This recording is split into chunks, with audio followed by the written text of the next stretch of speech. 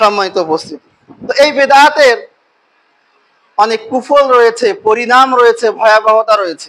আপনি যদি আপনার জীবনেও একটা সুন্নাত পালন না করেন, আমি কিন্তু আপনাকে এটা আবার বললাম না যে আপনি সুন্নাত ছেড়ে দেন। অনেকে আছে, নাম বলবো না, যে শুনে একটা, বাজারে হাটে এখানে সেখানে বলে বেড়ায় আবার আর একটা, শুনছে একটা কিন্তু বলে কি আর একটা।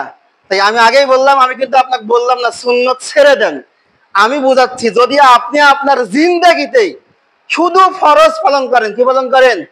শুধু ফরজ, আর কোন সুন্নাত আপনি ইচ্ছা করেও পালন করলেন না, তাহলে আপনি জান্নাত যাবেন।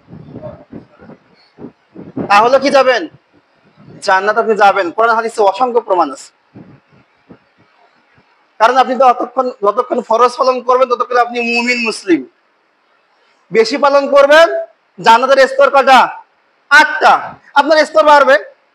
কথা বুঝতে পারেননি? জান্নাতের স্তর কয়টা? 8টা। তো যে যত নফল ইবাদত করবে, সুন্নাত পালন করবে, যে আজকার করবে, তার স্তর কি হবে? বাড়বে।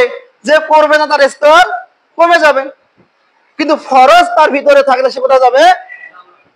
কিন্তু যদি আপনি সুন্নাতের নামে একটা বেদআত আপনার জিন্দেগিতে থাকে, ওই অবস্থায় মারা যান, জান্নাত আপনার যাওয়া সহজ নয়। ওই বেদআত আপনার সাথে চলে গেলে আপনি পরে আল্লাহ আপনাকে ক্ষমা করে দেন, যেহেতু আল্লাহ দয়ালু, পরে জান্নাত যেতে পারবেন। কিন্তু আপনার মরার পরে স্টেপটা জান্নাতের স্টেপ হবে না, কারণ আপনার মরণ হয়েছে বেদআতের উপর। যে বেদআতকে, বেদআতকারীকে আল্লাহ নিজে লানত করে থাকেন, সামনে জানতে